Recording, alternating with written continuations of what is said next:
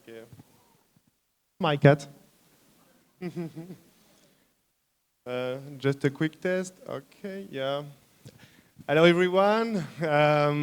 Thank you for inviting me to talk about my works and flow at the first BCON in Asia.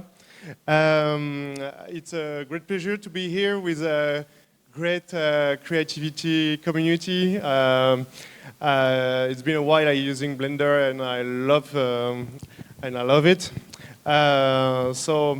I was animation director on Flow the movie, so I'm gonna talk about animation, of course, methods, a bit of techniques, but not too much, and mindset, which is important in this kind of project. So let's connect together first. I'm going to telling you about my background. So I'm starting with a passion of 2D animation because I love drawing since I was a child. I loved how intuitive was this technique and these tools, and how quickly I can get some satisfying results.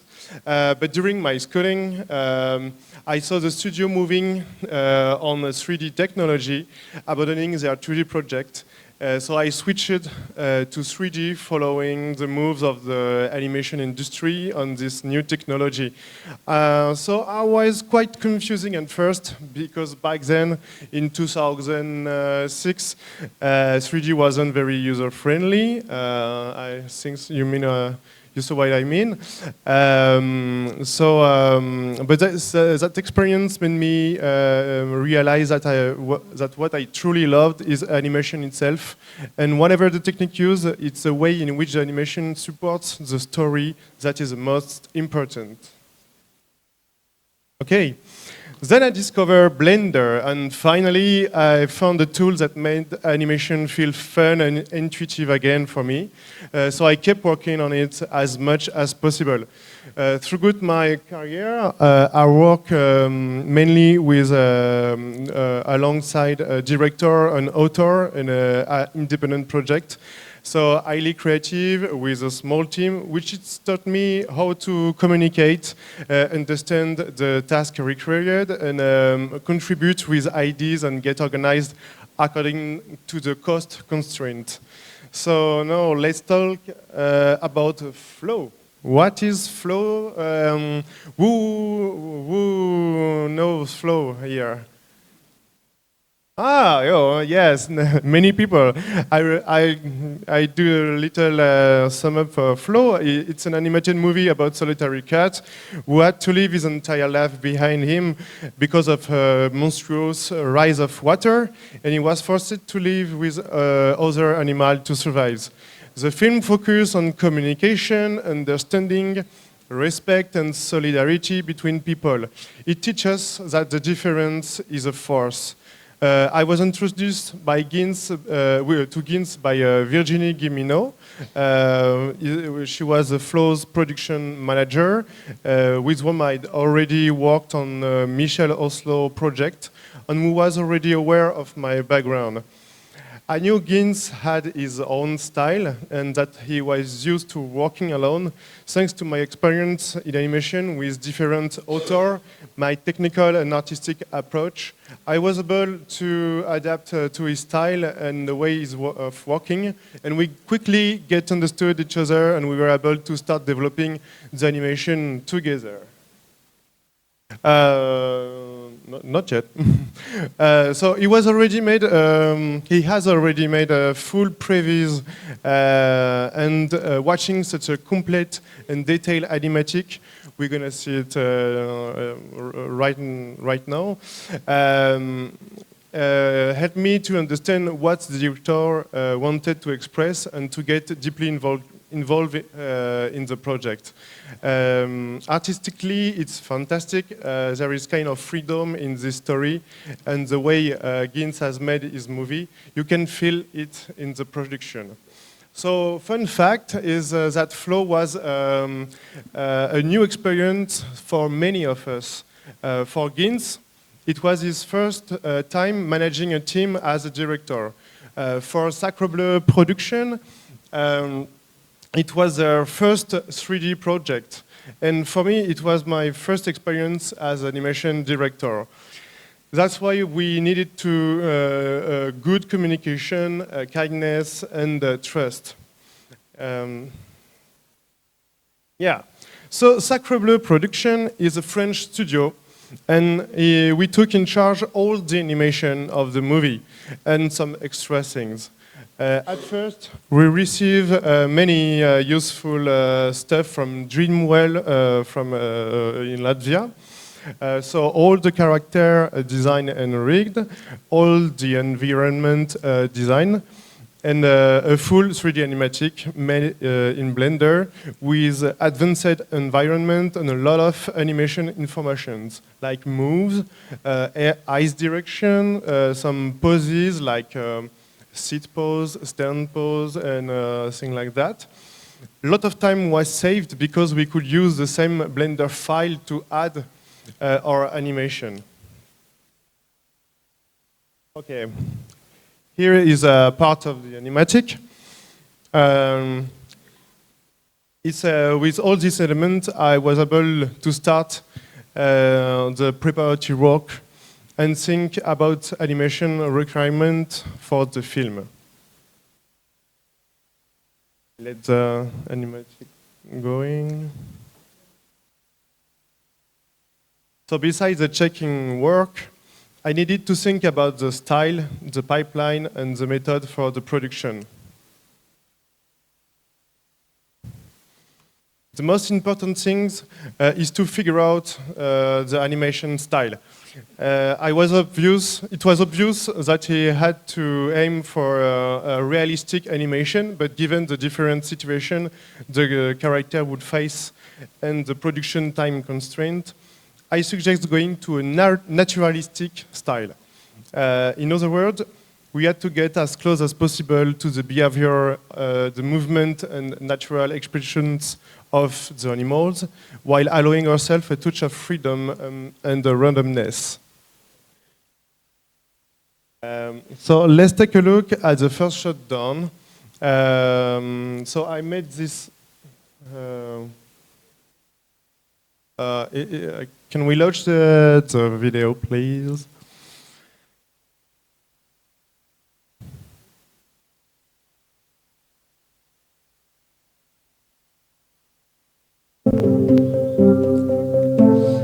Yeah.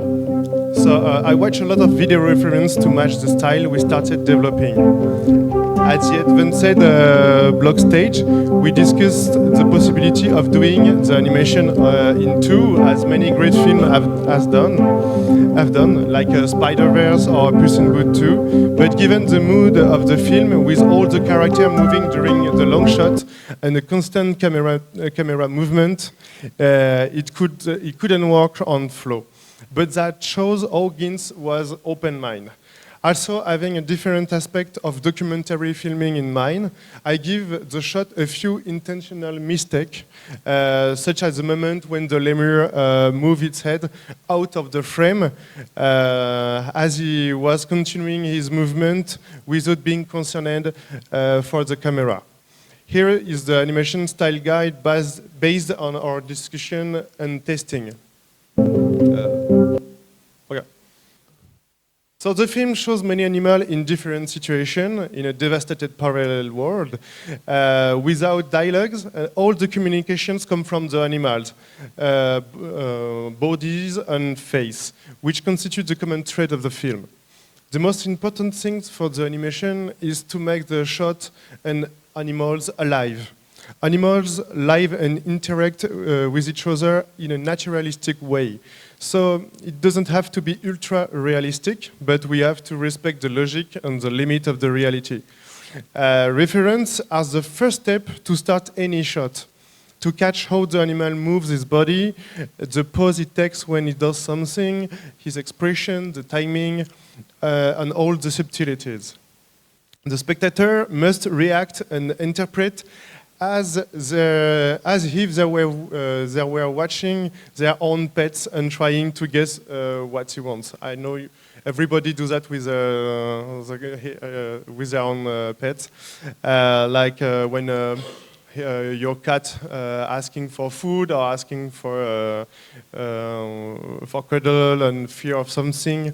So each animal has its own behavior. So when you animate the shot in a naturalistic way, keep in mind how the character reacts on live. You have to show his personality. Sometimes, depending on what is happening in the shot, you can take some liberties. We want to get a documentary-like effect by introducing a bit of randomness and freedom, letting the animals make unpredictable movement or go out of the frame, give the audience the impression that the characters are free and spontaneous, and that the camera doesn't predict their movements. Keep in mind that the shots are very long. The shot you saw before is only 600 frames, but some of them could have 6,000 frames, more than 6,000. So don't over-animate characters. Choose wisely their movement and think about the staging first to get quickly our accent and not spend too much time on a character that we don't focus on. After that, work on a strong pose. Make sure you have a clear silhouette and find a pose not too complicated. An animal doesn't always move. So it doesn't have. If he doesn't have any action in the shot, you can just put the character in a good pose and keep him alive with some idle movement, like a dart or ears or the tails moving like that. So then with Christophe Seu, I'm sure many of you know him. As a director, technical director, we validated what was working and raised any issues that might affect the production. Unfortunately, the rigs weren't optimal enough to fit with the production and reach the animation needs because they were too heavy with too many bones. So in practice, the frame rate was too low, and if you consider animating a very long shot with many characters, this would have been dreadful during the production. So we conclude that it was better to rebuild the rig so we could have a very fitted rigs and easier to manage eventual issues. Hopefully, we didn't need to have all the character at first. So I've chosen sequences with only the cat and dog to start. And then I organize a fabrication order to be sure we have all the character in time according to the progress of the animation production. Validating the style, I have to develop the animation for the production, regroup all the information for the future team and prepare everything that can help the animation before the production starts. Like the animation library, video and photo references, method explanation, etc. I will come back to this later. We decide to have a fluid pipeline adapted to the speed and the size of the production. Gins is very accessible and helpful, and he knows the techniques also. So we took advantage of this to define our method, which we called it organic. Also organic method. That means we'll be in constant communication, organize our spontaneous, and we'll validate the animation step by step using a specific workflow adapted to the website production tracking Kitsu.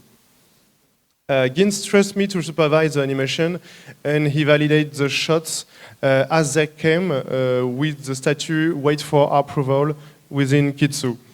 We also have a gadget. This is a tool made by Christophe Seu.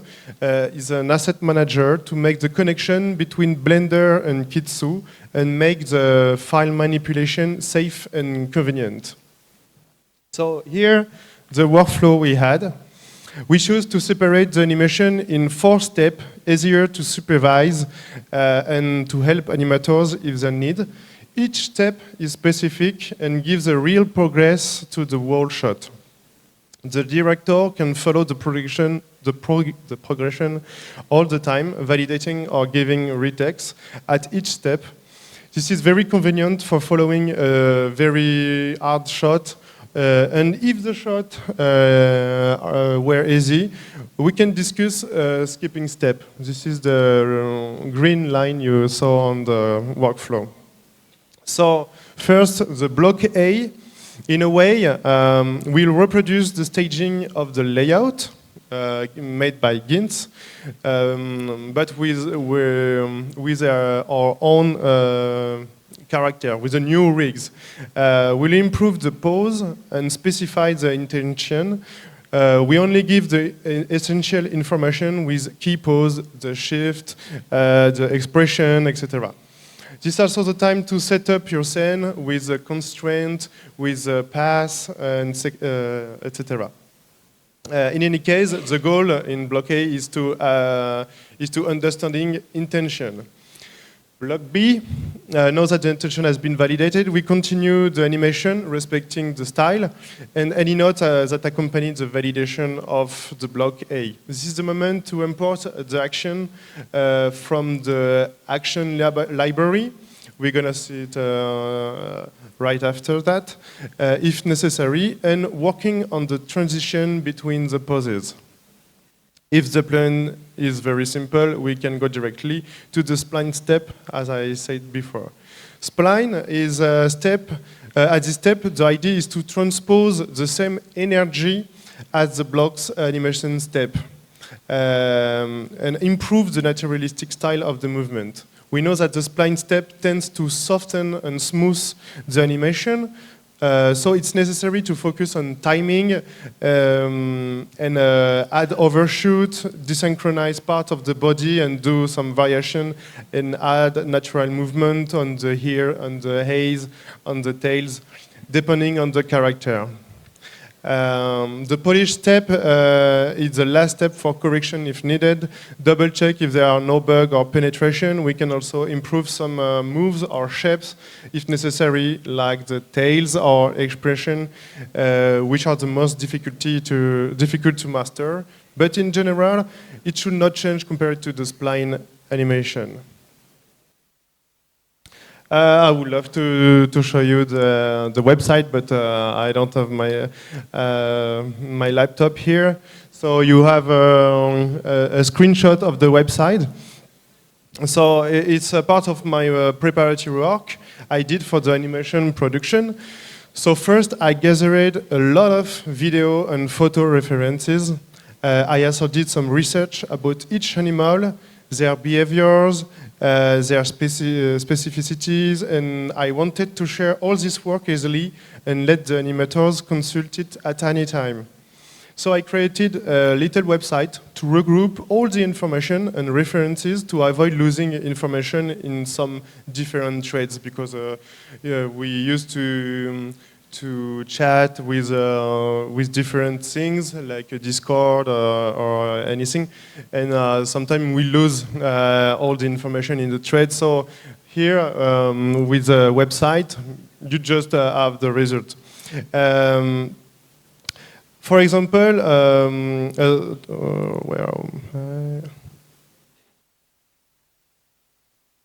so it's easy, yeah, a website is easy to feed, it's easy to share and to consult. Then for each animal, I wrote notes to explain their movements, and animators could use it as a rule to preserve the naturalistic style along the shot. For example, cats can move their eyes, of course, but only to a limited degrees. Their pupils remain generally in the center. So technically, cats can't look on the sides, but it's the head that guides them. Because if you can see on the picture on the top, if you make the eyes on the side, it looks cartoony. And if you think about moving the head, you have already a cat movement like that. And so this is kind of rule that helps the animator to make it look natural. Another example, it's somehow, I don't have the picture here, but the cat's back is like an accordion. It's the way it compresses and extends the fluidity, the way it moves according to the orientation of the extremity of its body. You can reproduce the curve of the back easily if you think about it. Besides that, I created global rules which worked with all the characters. So variations change the timing and the rhythm as much as possible. So a movement can be sharp and then very soft afterwards, like something like that. Add an automatic movement. Certain parts need to be animated separately. In particular, the tail and ears, which move autonomously and automatically. You can think the hair like a radar. Yeah, we can saw it behind the eye things. So the hair it's a kind of radar for a cat, and he move always the hair like that. And when he catch something, the head follow it. And it's something like that. You can have this rule in mind. And the tail is used for balance, but also to show its mood. Add a jerked movement. Sometimes a simple movement will be disrupted by an emotion or an external element, an hesitation. This will interfere with the movement initially planned. Sorry, here the GIF can't work, but it's kind of a video reference I put on the website. Alongside the research and the gathering work, I checked the rig I'd asked to be rebuilt. The rig were designed to enable smooth, spontaneous, and adaptable animation. Indeed, on principal zone of the character, like the root, the pelvis, the spine, the head, we had many different controllers doing the same things in case we wanted adding a secondary action over the animation or the cycle. And of course, they were light enough to allow us to get a maximum frame rate within the shot. I would love to show you a live demo, but I can't hear. If some people are interested, I have my laptop here, so I could make a demo afterward. When the version were advanced enough, I created some poses, expression, and silhouette adjustment, which I stored in a library. We can show, we can see here, with also some animation that will be reused several times in the film, like a walk cycle, a running cycle, sleeping stuff, and idols, things like that. All this preparatory work I developed allows us to get a good animation with the limited time and budget we had. In the end, we were efficient enough to do the whole animation in 6 months and with only 20 animators. Okay, recruiting is a delicate moment because you deal with human beings. It's emotionally intense. You have to choose all the animators who will work with you along the project, and they have to fit with your expectation, but also hope that they will love the project and working with you.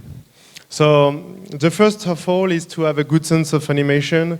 It was not necessary to have working on a big project or be a super skilled animator. Also, the characters are not human, so there are less works in acting animation. But the minimum skills are required, and fondness for body mechanics also. It's important to have a good feeling with animators, be sure that the communication works well and that could be involved with the project. In this project, around 60% of the team was a junior. It wasn't a problem because many shots in the film were quite easy, and juniors are fearless, so they can be challenged with the long shot. Also, many animators are used to deforming or destroying the rig to get the right shapes, find the right silhouette, or improve the movement. Because usually, the camera doesn't move too much and won't be modified afterwards. In Flow, you have a very long shot with constantly moving camera, and Gitz let us know that it could move the camera after the animation to adjust the staging or the composition he has wished. So you have to be sure that the pose could work in all directions to avoid some retakes if we see deformation after a potential retake on the camera. It's also better to start, when you start a long shot, to be clean and keep the control of the poses all along the shot.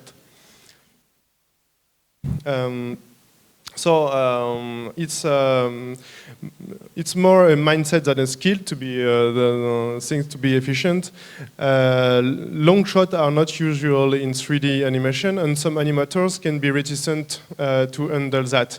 But if you work efficiently by focusing on staging, timing, and strong poses without wasting time in details, and using tools and the animation library we made, you can animate 100 or 1,000 frames quite easily and quickly. So let's see the recruiting animation test I made for. Okay. Because many aspects of the film were very specific and unusual, I wanted to test the animator in condition after validating their demo. Demo could be relevant for many aspects, but animation test gives more information about the personality and the method of the animators. Because you get in contact for a couple of days, you can see how communication's doing and check within the 3D file the poses and the animation curves in detail. For this proposal, the idea is to test the animators' body mechanics skill and their understanding of the video's reference. Indeed, they need to take inspiration from the references while adapting them to the situation in the scene. The height is not the same, nor the camera, nor the timing. I deliberately asked for quite a long but simple animation to see how animators will handle the length and style. If they would be able to follow a reference and at the same time suggest their own ideas, how we could communicate with each other. All this contributed to finding a creative and talented team that would be easily to work with. Sorry.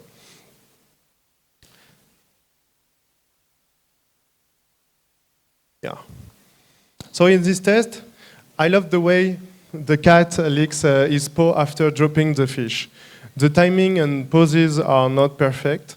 The tail is quite rough, but globally, it's lively. And the animation is good enough and easy to improve with few notes. So for me, the test was good for what I expected. Then I organized a journey to the zoo, which some animals in the zoo were present within the film, like a capybara, like lemur, and things like that. That the team can get know each other and immerse themselves in the film moods in an original way. It was very funny and instructive. We organized also on-site Blender training to discover useful function and specific tools adapted with the film. So we took a look again at the basic, everything you need to know to control the interface, the rigs in Blender, and specific function like follow path to make trajectories by following a curve, or the copy-paste collection to import characters with all their constraints and animation from one scene to another. We also show the rigs, their logic, and how to manipulate them.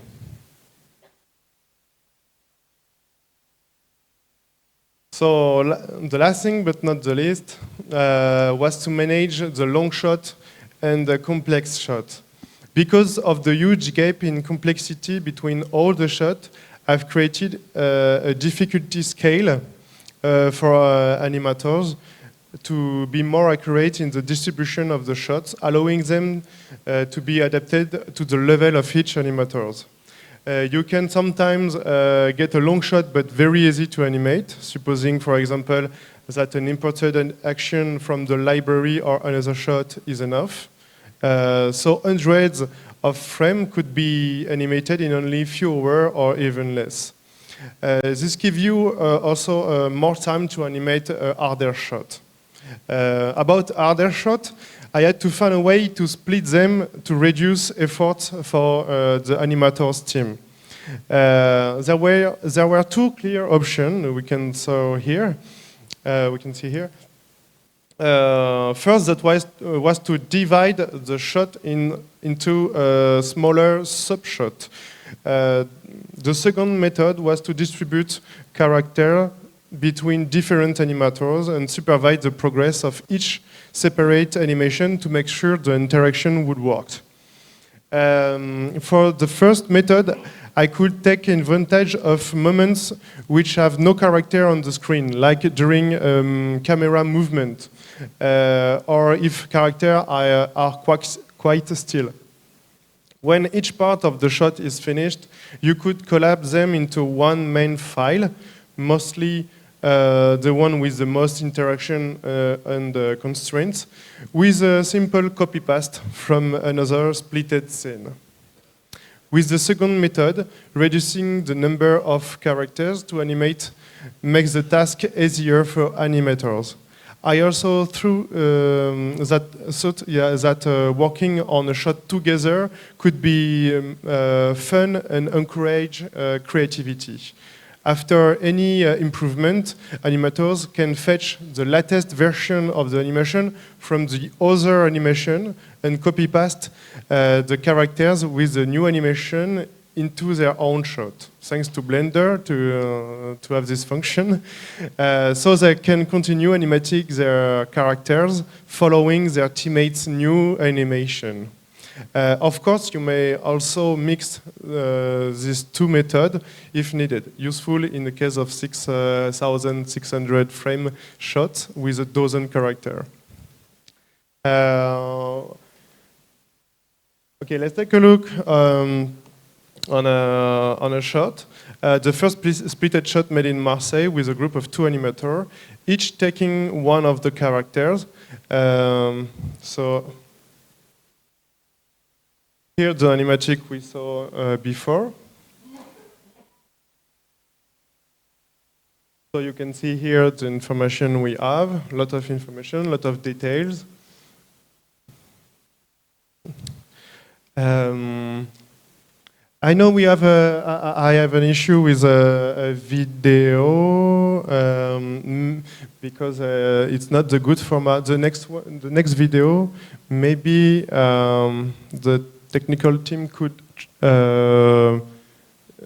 just put the next one.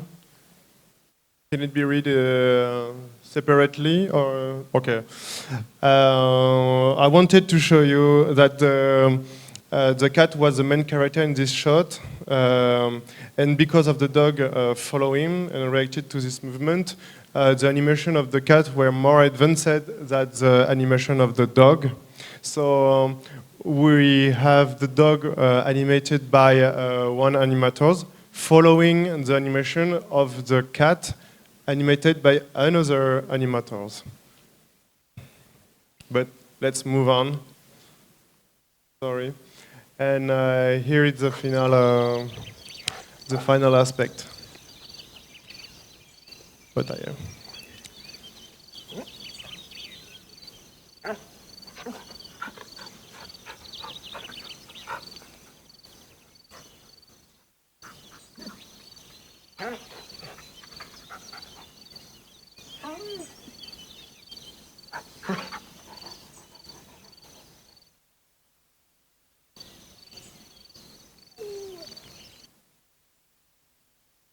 Okay, about the sound. A fun fact also, because there were no dialogue in this movie, the sound were made after the animation. It's very not usual, like a sound effect. So we had to open the mouse, the animal mouse, blindly, according to the mood of the character or the situation, and sometimes randomly also, like for the lemur, because the lemur, we saw that the lemur always making noise. It's behavior. So because they're making many noise, like we just open the mouse randomly, and the sound designer put the sound according to our animation. All animal sounds come from their real-life cousins, except that the capybara has been replaced by a baby camel, because its cry, its real cry, is too unbearable. And also for the secretary bird, it's not a secretary bird. I guess it's a owl. Or, no, I don't remember, but there are some cheating for the sound. Okay. To conclude, Flow was much more than just an animation project. It was a unique and artistic and human adventure driven by a strong vision and distinctive style, and an incredible sense of creative freedom. Working alongside Gin Silbalodis and the entire team gave me the opportunity to express myself and develop my artistic vision and take new responsibilities which helped me to evolve in my approach to animation. The film has received many prestigious awards, and that success truly changed the course of my career. This recognition have brought visibility to our works, validated our methods, and proved that it's possible to create bold, meaningful animated films even within the constraints of a limited budget production. I'm extremely proud to have been part of this journey, and even more grateful to be able to share it with you today. I hope that this kind of family-style production made with Blender will inspire the industry to embrace open source softwares and empower more independent projects to become a reality. Thank you, everyone.